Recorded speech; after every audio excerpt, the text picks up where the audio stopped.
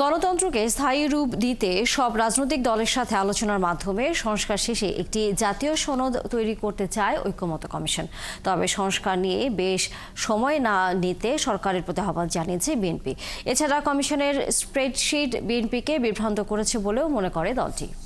বৃহস্পতিবার সকালে জাতীয় সংসদে এলডি হলে সংস্কার নিয়ে জাতীয় ঐক্যমত্য কমিশনের সাথে বৈঠকে এসব কথা বলেন দলটির নেতারা। বৈঠকের আগে কমিশনের সহসভাপতি বলেন, রাজনৈতিক দলগুলোর সাথে সংস্কার নিয়ে আলোচনা শেষে একটি জাতীয় সনদ তৈরি করা হবে। সব দলকে নিয়ে কমিশন একটি ঐক্যমতে পৌঁছাতে চায় বলেও জানান তিনি। এ সময় বিএনপি নেতা সালাউদ্দিন আহমেদ বলেন, সংস্কার নিয়ে বিএনপির মনোযোগী বলেই ঐক্যমত তৈরিতে দলটি আলোচনা করছে। বিএনপি নেতারা বলেন, সংস্কার প্রক্রিয়া এত দীর্ঘ হওয়া উচিত নয় যাতে মানুষের আকাঙ্ক্ষা শেষ হয়ে যায়। বিএনপি সবচেয়ে বেশি সংস্কার করেছে বলেও দাবি করেন তারা।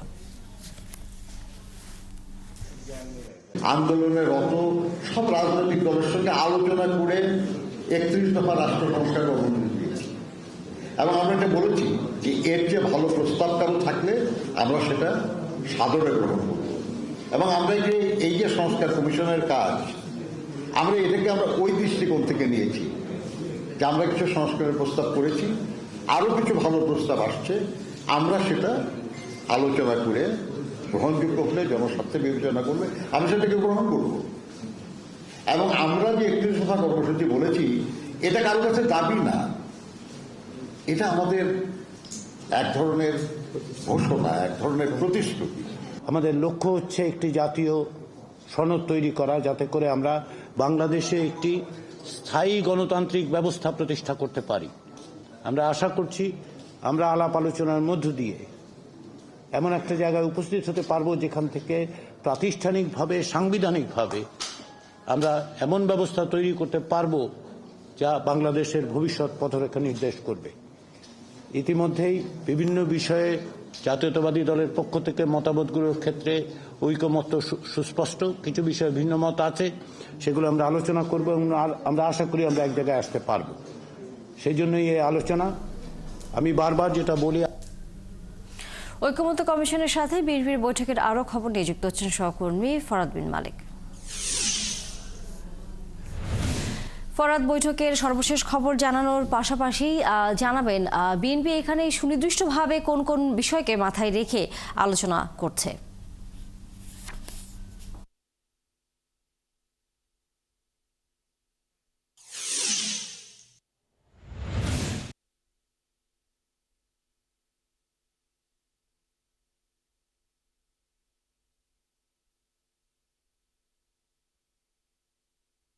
তানিয়া, সকাল 10:30টায় বিএনপি ঐক্যমত্য কমিশনে আসেন। ঐক্যমত্য কমিশনের সহসভাপতি আলী রিয়াজের নেতৃত্বে একটি প্রতিনিধি দল তাদেরকে স্বাগত জানায় এবং বিএনপি 5 সদস্যের একটি প্রতিনিধি দল এখানে এসেছে সালাউদ্দিন আহমেদের নেতৃত্বে।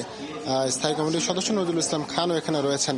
যে বিষয়টা আপনি আমাদের কাছে জানতে চাইলেন যে তারা কি কি বিষয় এখানে কথা বলছে বা তাদের দ্বিমত কি বা তাদের মন্তব্য কি এই জায়গাটাতে আমি একটু বলতে চাই যে সবার আগে যখন শুরু হয় বৈঠকের প্রাককালে কিন্তু স্থায়ী কমিটির সদস্য নজরুল ইসলাম খান বলেন যে সংস্কারের পক্ষে বিএনপি আছে, তবে বিএনপির সংস্কারটা এত বেশি দীর্ঘায়িত হওয়া উচিত না যাতে করে মানুষের সংস্কারের প্রতি আকাঙ্ক্ষা শেষ হয়ে যায়। তবে সংস্কারের মধ্যবর্তী সময়ে আমরা দেখেছি যে সালাউদ্দিন আহমেদ বেরিয়ে এসে সাংবাদিকদের সাথে তিনি অল্প কিছু সময় কথা বলার সময় তিনি আমাদেরকে যে বিষয়ে জানিয়েছেন যে সংস্কারের যে স্প্রেডশিট রয়েছে, স্প্রেডশিটে কিছু বিভ্রান্তি সৃষ্টি করা হয়েছে বলে তিনি মনে করেন। যে স্প্রেডশিটে কিছু বিষয় এখানে রয়েছে যেগুলো স্প্রেডশিটে সংস্কার যে কমিশন রয়েছে সেই কমিশনের তারা যতগুলো প্রস্তাবনা দিয়েছে তার মধ্যে স্প্রেডশিটে অল্প কিছু প্রস্তাবনা দেয়া হয়েছে, অনেক কম প্রস্তাবনা সেখানে উল্লেখ করা হয়েছে, যাতে যে বিষয়টাতে তারা মনে করছে এখানে একটা বিভ্রান্তি তৈরি করা হয়েছে সবগুলো প্রস্তাবনা এখানে পেশ করা হয়নি।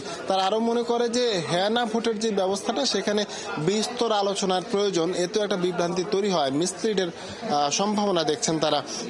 আরো একটা বিষয় তারা আমাদেরকে যে বিষয়টা জানিয়েছেন, তারা বলছেন যে আলোচনা এখানেই শেষ নয়, যতক্ষণ না পর্যন্ত সংস্কারের বিষয়ে ঐক্যমত্যে পৌঁছতে না পারবে বিএনপি ততক্ষণ পর্যন্ত বা ততদিন ঐক্যমত্য কমিশনের সাথে তারা বৈঠক করবে।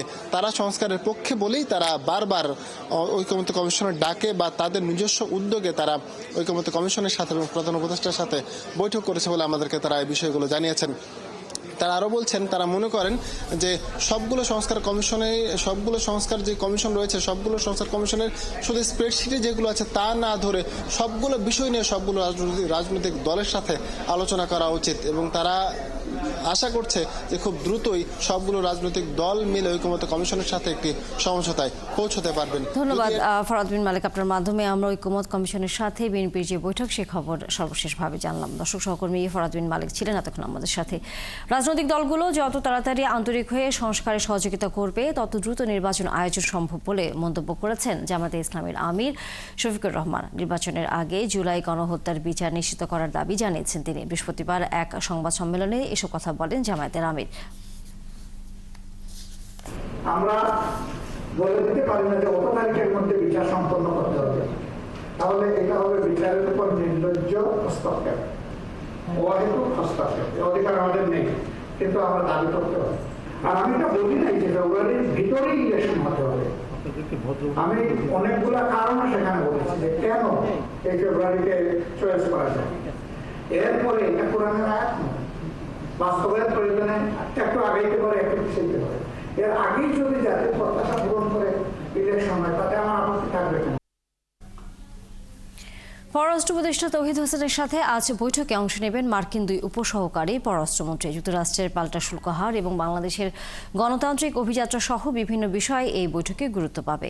দুপুরে পররাষ্ট্র মন্ত্রণালয়ের এই বৈঠকটি হবার কথা রয়েছে। এর আগে বুধবার যুক্তরাষ্ট্রের দক্ষিণ ও মধ্য এশিয়া বিষয়ক উপসহকারী পররাষ্ট্রমন্ত্রী নিকেল চুলিক এবং পূর্ব এশিয়া ও প্রশান্ত মহাসাগরীয় অঞ্চল বিষয়ক উপসহকারী পররাষ্ট্রমন্ত্রী অ্যান্ড্রু হেরাব ঢাকায় এসে পৌঁছান।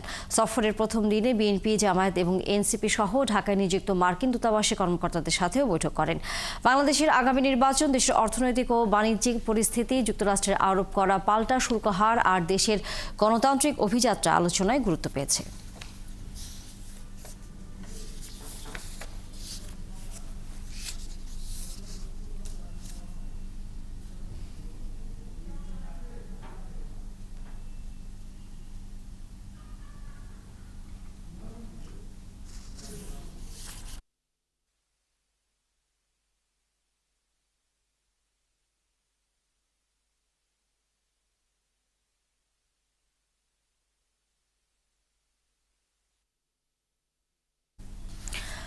বাংলাদেশ ও পাকিস্তানের মধ্যে রাজনৈতিক সম্পর্ক স্বাভাবিক রাখার উদ্যোগের অংশ হিসেবে দুদেশের পররাষ্ট্র সচিব পর্যায়ে বৈঠক চলছে। দীর্ঘ 15 বছর পর ঢাকায় এই বৈঠক হচ্ছে।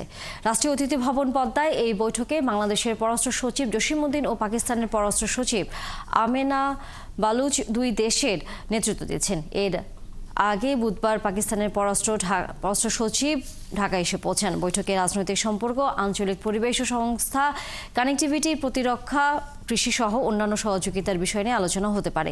এর আগে 5 আগস্ট পট পরিবর্তনের পর রাজনৈতিক সম্পর্ক মজবুত করার জন্য পাকিস্তানের আগ্রহে সাড়া দেয় বাংলাদেশ। গত সেপ্টেম্বরের নিউ ইয়র্ক এবং ডিসেম্বরের মিশনে আনুষ্ঠানিকভাবে বৈঠক হয় প্রধান উপদেষ্টা মোহাম্মদ ইউনূস ও পাকিস্তানের প্রধানমন্ত্রী শাহবাজ শরীফের।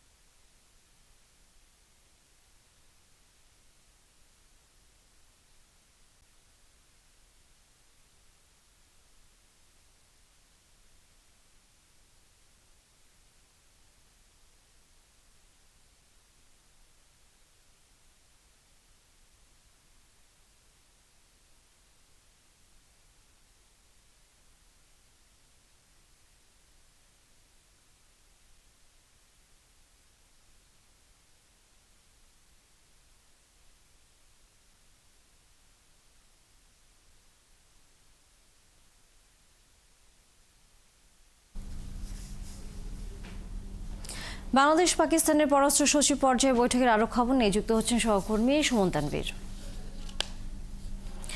তানভীর, বৈঠকের সর্বশেষ খবর জানানোর পাশাপাশি এই বৈঠক দুই দেশের সম্পর্কের জন্য কতটুকু গুরুত্বপূর্ণ হবে বলে মনে করা হচ্ছে?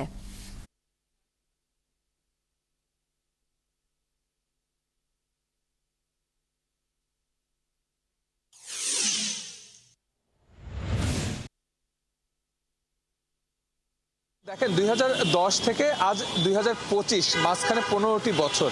2010 সালে পররাষ্ট্র সচিব পর্যায়ের একটি বৈঠক কিন্তু ইসলামাবাদে হয়েছিল এবং সেই বৈঠকটির পর্যালোচনা করার জন্য ফিরতি বৈঠকটির জন্য কিন্তু সময় লেগে গেল প্রায় 15 বছর। অর্থাৎ 15 বছর পর আজকে এই রাষ্ট্রীয় অতিথি ভবন পদ্মায় আমরা 10:30টার দিকে সফররত পাকিস্তানের যে পররাষ্ট্র সচিব তার টিম নিয়ে কিন্তু ভেতরে ঢুকেছেন এবং আমরা সর্বশেষ যেটি জানতে পেরেছি যে প্রায় 1:45টার দিকে এই বৈঠকটি শেষ হয়। অর্থাৎ প্রায় 3 ঘন্টা 15 মিনিট ব্যাপী এই বৈঠক অনুষ্ঠিত হয়েছে এবং এখন মধ্যাহ্নভোজ চলছে। অর্থাৎ পররাষ্ট্র সচিব যে মধ্যাহ্নভোজের আয়োজন করেছিলেন পাকিস্তান সফররত পররাষ্ট্র সচিবের আমন্ত্রণ উপলক্ষে, সেই মধ্যাহ্নভোজ চলছে এবং আমরা দেখেছি সেই মধ্যাহ্নভোজে কিন্তু শুধু পাকিস্তানের পররাষ্ট্র সচিব নয়, আমরা শ্রীলঙ্কা, মালদ্বীপ, ভুটানের যারা কূটনৈতিক পর্যায়ের রাষ্ট্রদূতরা আছেন তারাও কিন্তু প্রবেশ করেছেন। অন্যান্য আসলে সার্কভুক্ত দেশের আর কেউ এখানে প্রবেশ করেছেন কিনা বৃষ্টির কারণে আমরা অন্যান্য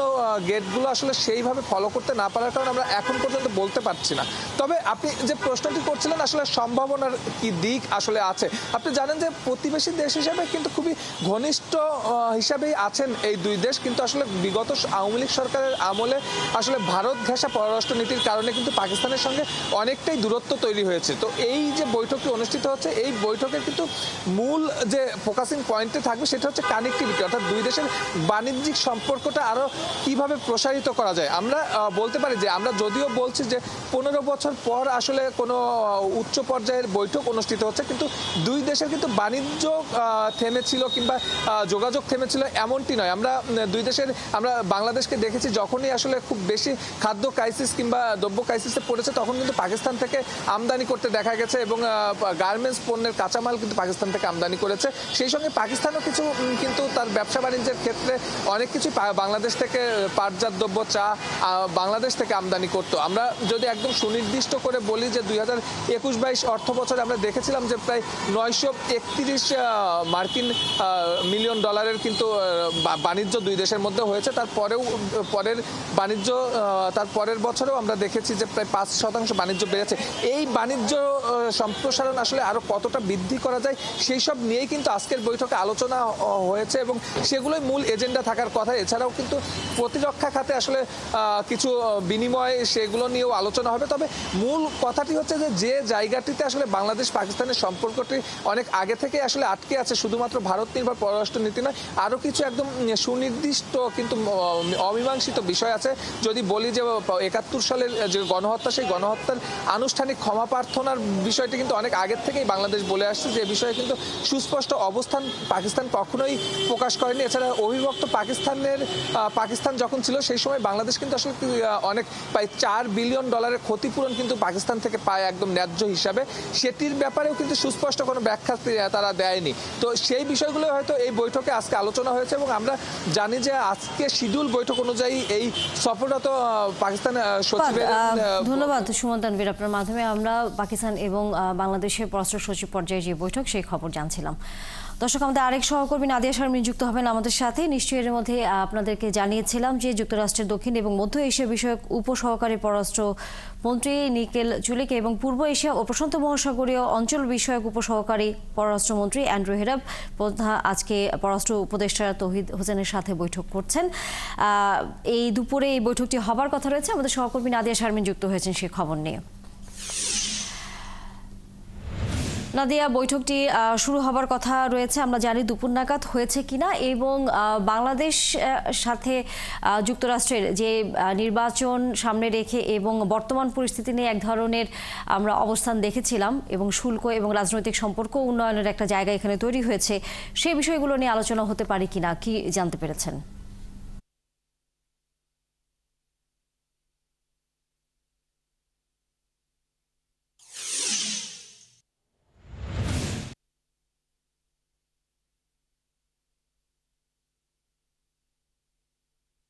ধন্যবাদ তানিয়া। হ্যাঁ, সেই বিষয়গুলো নিয়ে আলোচনা হবে, তবে আমরা সবশেষ যে লাইভ দিয়েছিলাম তারপরে আপডেটটুকু হচ্ছে যে তারা রওনা দিয়েছেন, যে কোনো মুহূর্তে এখানে এসে পৌঁছাতে পারেন এবং এসে পৌঁছানোর পরে মূলত পররাষ্ট্র উপদেষ্টার সাথে তাদের দুইজনের বৈঠক হওয়ার কথা রয়েছে। এবং যেটি আপনিও বলছিলেন, এবং রাষ্ট্রীয়ভাবে এখন একটি গুরুত্বপূর্ণ বিষয় কিন্তু মার্কিন যুক্তরাষ্ট্রের পক্ষ থেকে যে শুল্ক আরোপের কাজ চলছে এবং সেটির বিষয় যদিও স্থগিত করা হয়েছে, এরপরে কি হবে সেটার সাথে আমাদের কিন্তু বাণিজ্যের অনেক বড় একটি ভবিষ্যৎ জড়িয়ে আছে। কেননা মার্কিন যুক্তরাষ্ট্র আমাদের জন্য খুবই গুরুত্বপূর্ণ এই বাণিজ্য এবং আমদানি রপ্তানির ক্ষেত্রে। সেই শুল্ক বিষয়গুলো নিয়ে কিন্তু একটি সমাধান খোঁজা জরুরি, যার জন্য তাদের সাথে আলোচনা হতে পারে। মার্কিন যুক্তরাষ্ট্রের তারা এ পর্যন্ত আসা যারা কর্মকর্তা রয়েছে তাদের মধ্যে সর্বোচ্চ পর্যায়ের কর্মকর্তা, কাজেই তাদের সাথে এটি একটি গুরুত্বপূর্ণ বৈঠক হতে যাচ্ছে। এবং তার পাশাপাশি একই সাথে রোহিঙ্গা বিষয়টি একটি গুরুত্ব পাবে এখানে, যেহেতু রোহিঙ্গা বিষয়ক মায়ানমারে যিনি মার্কিন যুক্তরাষ্ট্রের রাষ্ট্রদূত রয়েছেন তিনিও যে এর সাথে যুক্ত হচ্ছেন, এবং এই মায়ানমার ইস্যুটি কিন্তু এর ভিতরে একটি গুরুত্বপূর্ণ ইস্যু হিসেবে যুক্ত করা আছে। কাজে মায়ানমার, রোহিঙ্গা প্রত্যাবাসন, সীমান্ত সমস্যা, সীমান্তের মায়ানমারের কী হবে, মায়ানমারের সাথে বাংলাদেশের সম্পর্কের ক্ষেত্রে সীমান্তর পরিস্থিতি কতটুকু ভূমিকা রাখবে, এক্ষেত্রে মার্কিন যুক্তরাষ্ট্রের ভূমিকা কী হবে, এরকম নানানমুখী বিশ্লেষণের জায়গা কিন্তু রয়েছে। আর আরেকটি বিশ্লেষণের জায়গা যেটি দেশীয় বিষয়, সেটি হচ্ছে কি বাংলাদেশের গণতন্ত্র পুনরুদ্ধার, এবং একই সাথে সামনে যে অগ্রসরের প্রক্রিয়াটি, নির্বাচন কবে হবে, যেটি নিয়ে গতকাল সারাদিন ধরে কিন্তু বিভিন্ন রাজনৈতিক দলের সাথে তারা কথা বলেছেন, তারা বিভিন্ন জনের মতামত শুনেছেন, তাদের পক্ষ থেকে বাংলাদেশের পরিস্থিতি জেনেছেন, মার্কিন দূতাবাসের যারা কর্মকর্তা রয়েছেন তাদের সাথেও তারা বৈঠক করেছেন। এর ভিত্তিতে আজকে যে পররাষ্ট্র মন্ত্রণালয়ের বৈঠকটি হওয়ার কথা রয়েছে, তার মাধ্যমে সেই বিষয়গুলো সম্পর্কেও তারা আরও একটু রাষ্ট্রীয় পর্যায় থেকে যে ব্রিফ পাওয়া বা রাষ্ট্রীয় পর্যায় থেকে তাদের কাছে মতামত দেয়া, এবং তারা যদি কোনো মতামত দেন সেই বিষয়গুলো দেওয়ার সুযোগ থাকছে।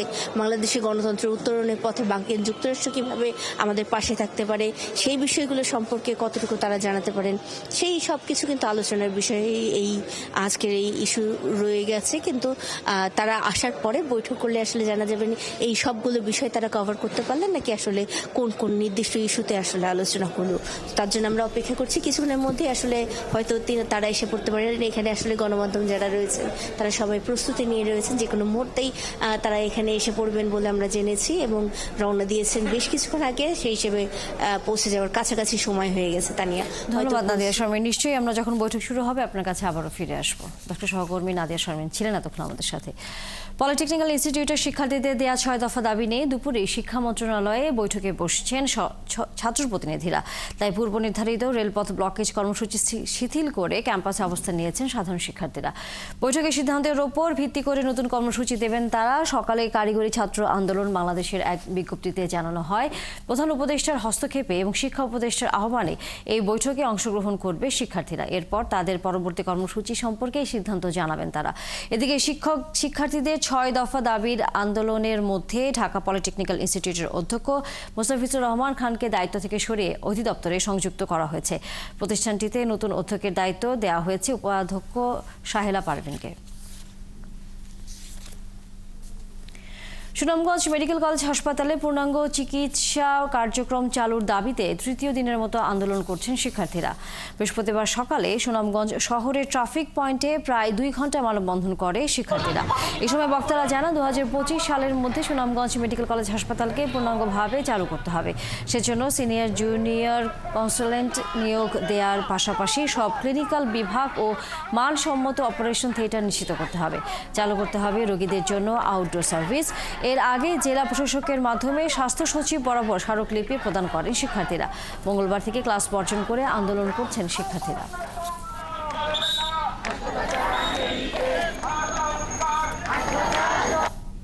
সুন্দরী মেয়েদের দিয়ে সৌদি রাষ্ট্রদূতদের প্রেমের ফাঁদে ফেলার অভিযোগে রাজধানীর ধানমন্ডি থানায় করা প্রতারণা এবং চাঁদাবাজির মামলায় মডেল মেঘনা আলমকে গ্রেফতার দেখিয়েছে আদালত।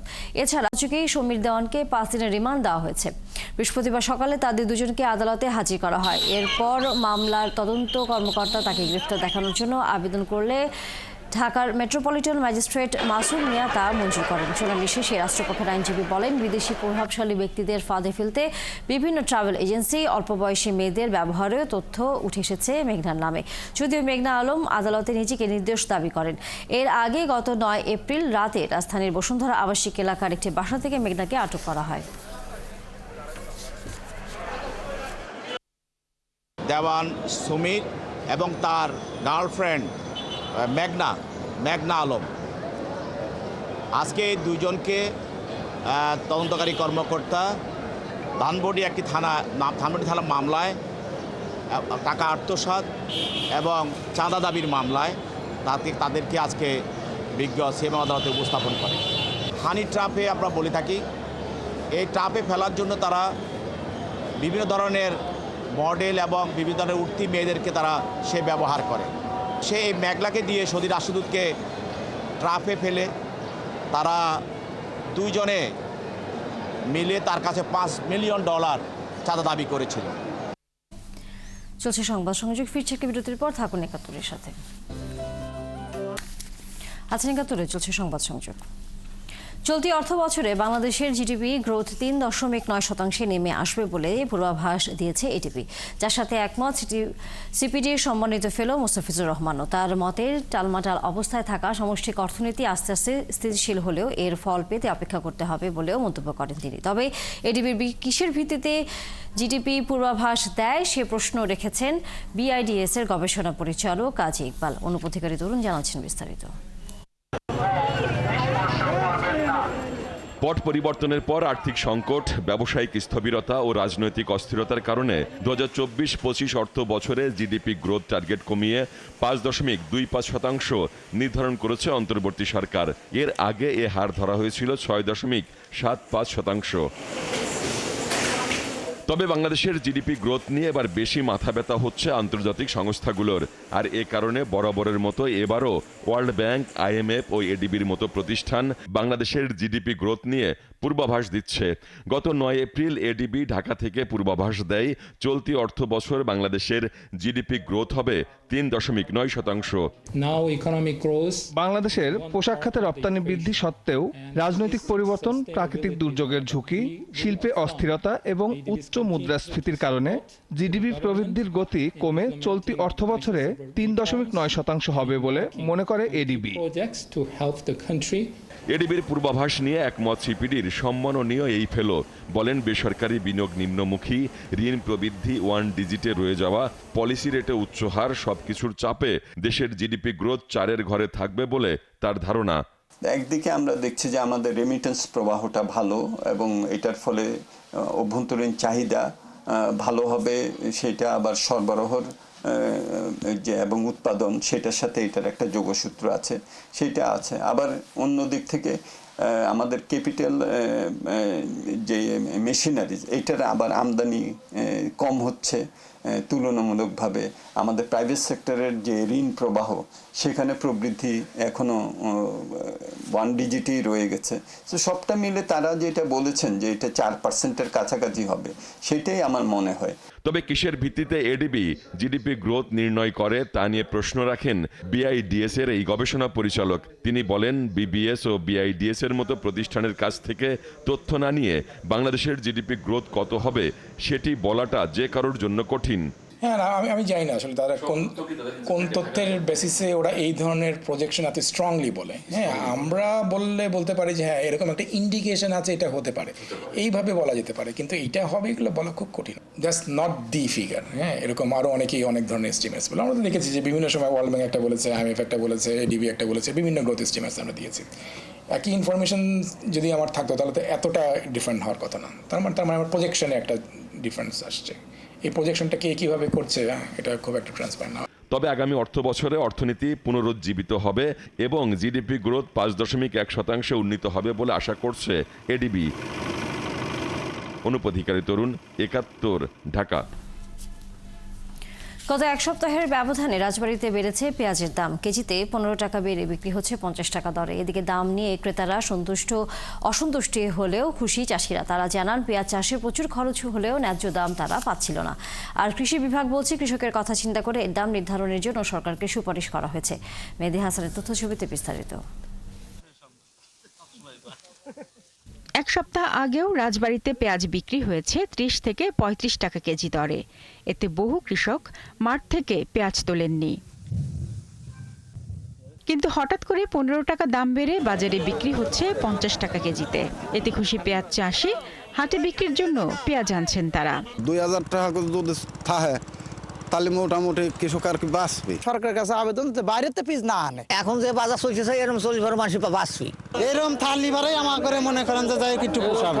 কৃষকরা জানান সার, কীটনাশক ও শ্রমিকের মজুরি বেশি হওয়ায় পেঁয়াজ চাষে খরচ পড়ে বেশি।